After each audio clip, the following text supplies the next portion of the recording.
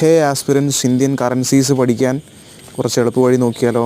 Welcome back to dream SSC. So നമുക്കിതൊരു കഥ പോലെ പഠിക്കാം. 10 രൂപയുടെ പുറകിലുള്ളത് കൊണാർക്ക് സൺ ടെമ്പിൾ ആണല്ലേ. അപ്പോൾ നമ്മളൊരു കടയിലേക്ക് 10 രൂപ കൊണ്ടുപോയാൽ ഏറ്റവും ലളിതമായി നമുക്ക് ലഭിക്കാവുന്നതായിട്ടുള്ളൊരു കാര്യമാണ് സൺലൈറ്റ് സോപ്പ് എന്ന് വിചാരിച്ചാൽ മതി. അപ്പോൾ കൊണാർക്ക് സൺ ടെമ്പിൾ 10 രൂപ എന്ന് കിട്ടും. ഒരു 10 രൂപയും കൂടി ചേർത്ത് 20 രൂപയ്ക്ക് നമ്മൾ എള്ള് വാങ്ങിയെന്ന് വിചാരിക്കുക. അപ്പോൾ എള്ളോറ കേവ്സ് ഒന്നും കിട്ടില്ലേ. 50 ഹംപി, 50 രൂപയുടെ നോട്ടിൻ്റെ പുറകിലുള്ളത് ഹംപിയാണ്. 50 ഹംപി 50 ഹംപി എന്നുള്ളൊരു പ്രാസം അവിടെ വരുന്നുണ്ട്. സോ ആ പ്രാസം ഒപ്പിച്ച് നമുക്ക് 50 ഹംപിയാണെന്ന് മനസ്സിലാക്കാം. 100 രൂപ, 100 രൂപയുടെ പുറകിലുള്ളത് റാണി കി വാവാണ്. അതായത് നൂർജഹാൻ എന്ന് പറഞ്ഞിട്ടുള്ളൊരു വ്യക്തി റാണിയാണ്. നൂർജഹാൻ റാണിയാണെന്ന് മനസ്സിലാക്കി കഴിഞ്ഞാൽ റാണി കി വാവും കിട്ടും.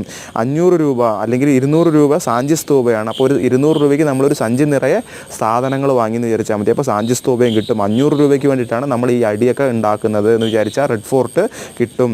2000 രൂപ എന്ന് പറഞ്ഞാൽ ഏറ്റവും മൂല്യമേറിയ പ്രൊജക്റ്റാണ് മംഗല്യാൻ ഏറ്റവും മൂല്യമേറിയ 2000 രൂപ മൂല്യമേറിയതാണ്. അതുകൊണ്ട് തന്നെ മംഗല്യാന് മൂല്യമുള്ളതാണെന്ന് വിചാരിച്ചു കഴിഞ്ഞാൽ അതും കിട്ടും.